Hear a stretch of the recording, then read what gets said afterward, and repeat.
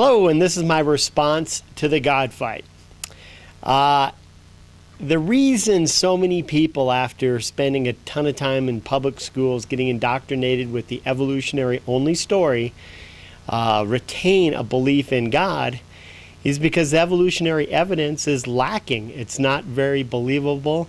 There's not the factual data that you assume there is. Missing links are still missing.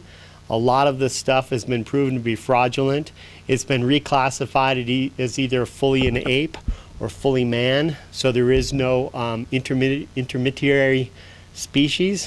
Whew. Anyway, the evidence is not compelling. That's why people retain a belief in God. For myself, I was reading scripture one day. I found this in Romans 1. I'm going to read Romans 1:19 and 20. Since what may be known about God is plain to them, because God has made it plain to them.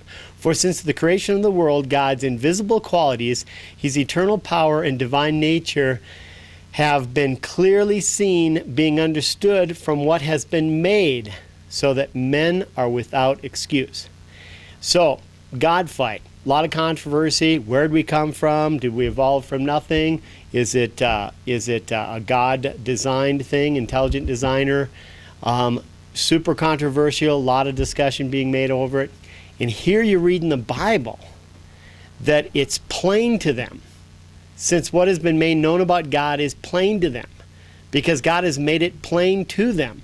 For since the creation of the world, God's invisible qualities, his eternal power, his divine nature, have been clearly seen, being understood from what has been made, so that men are without excuse. So the Bible trumps in on the subject, kind of lofty, I may add, or kind of almost matter-of-factly, that it's plain and simple that he exists if we observe what he's made. Well, what has he made? He's made the planet Earth, and he's made food chains that feed off each other, and he's made male and females that reproduce. He's made complex reproductive things.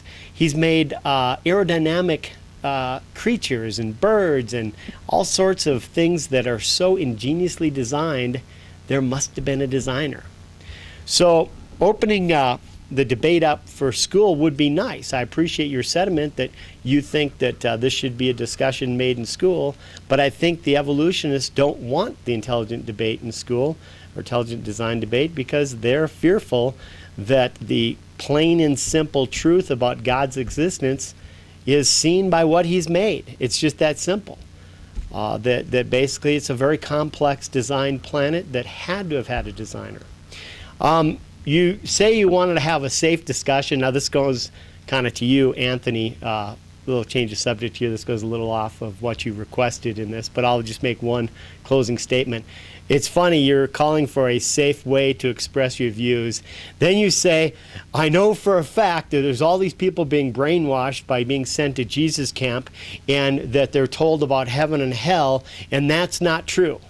So you, on one side of your mouth, want to have a safe, open discussion.